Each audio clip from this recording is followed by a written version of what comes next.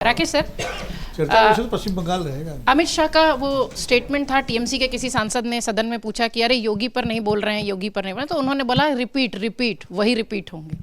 तो योगी आदित्यनाथ को लेकर जिस तरीके की उन्होंने एक प्रशासनिक मॉडल यूपी में डिलीवर किया है कानून व्यवस्था को लेकर, महिला वोटर्स को लेकर, तो 27 की जो पूरी पटकथा लिखी जा रही है या जो तैयारी होगी वो पूरी योगी के ही इर्द गिर्द होगी या योगी को फ्री हैंड जैसे फडणवीस को मिला है वैसे देंगे?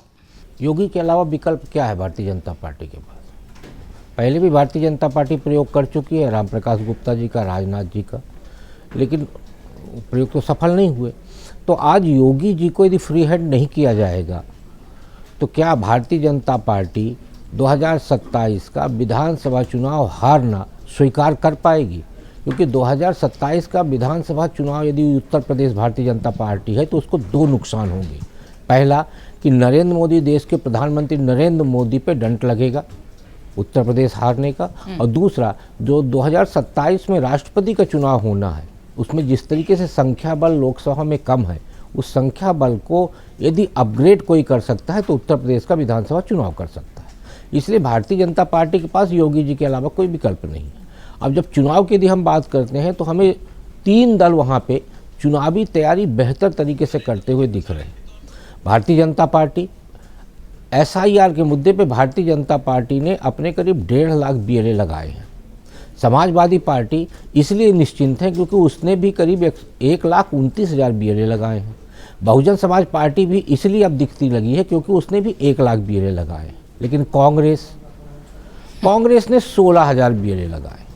अब जब 16,000 BLA का आंकड़ा हमने देखा तो हम कहीं थोड़ा सा गिनती करने वाला कितनी सीटें आती हैं, तो 403 विधानसभा सीट वाले उत्तर प्रदेश में कांग्रेस 40 से 43 सीट की तैयारी करती हुई दिख रही।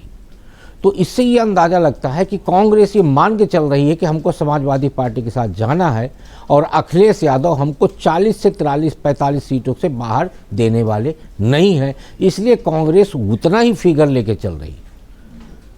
तो उत्तर प्रदेश का जो पूरा परिदृश्य है, उस परिदृश्य में क्योंकि अब उत्तर प्रदेश चुनाव दहलीज पे पहुंच चुका है, ऐसी स्थितियों में आप देखेंगे कि हर दिन कोई ना कोई एक नया इशू आएगा।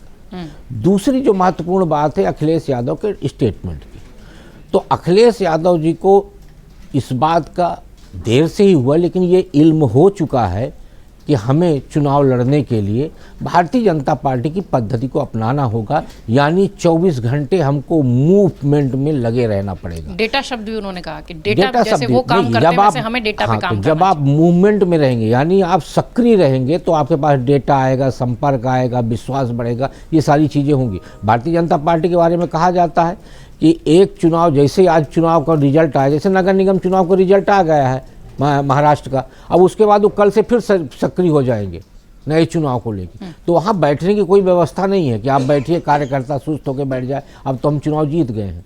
तो उस पद्धति को अपनाना पड़ेगा। दूसरा, भारत की राजनीति को भारतीय जनता पार्टी ने एक नई दिशा दी है और आज भारतीय जनता पार्टी के पिच पे आने के लिए अखिलेश भी मजबूर है, ममता बनर्जी भी मजबूर है। ममता बनर्जी जिस राज्य में बाबरी मस्जिद बनने वाली, उस राज्य के मुख्यमंत्री कह रहे हैं कि हम मंदिर बनवाएंगे, और मंदिर बनवा रही दीघा में, और जिस राज्य पे बाबरी मस्जिद विध्वंस होने पर आंसू बहाए गए और जिसके राज्य में बहाए गए, उसका नेता अखिलेश यादव कह रहे हैं कि हम भी मंदिर बनवाएंगे। यानी आज आप भारतीय जनता पार्टी के कारण हिंदुत्व के पिच पे आने के लिए मजबूर हुए हैं। तो यदि उत्तर प्रदेश के चुनाव के परिदृश्य में आप देखें तो मुझे लगता है अब एक नई होड़ शुरू हो रही है कि हिंदुत्व के भीड़ पे हम भी शामिल हो जाएं, जिससे, क्योंकि अब आप यादव और मुसलमान करके राजनीति करना आपके लिए कठिन लग रहा है, इसलिए अब आपके सामने भी हिंदुत्व के पिच पे आके खेलने की मजबूरी हो गई। अगर आप ये वीडियो YouTube पर देख रहे हैं तो हमारे चैनल को सब्सक्राइब कर बेल आइकन दबाएं, और Facebook पर देख रहे हैं तो हमारे पेज को लाइक करें।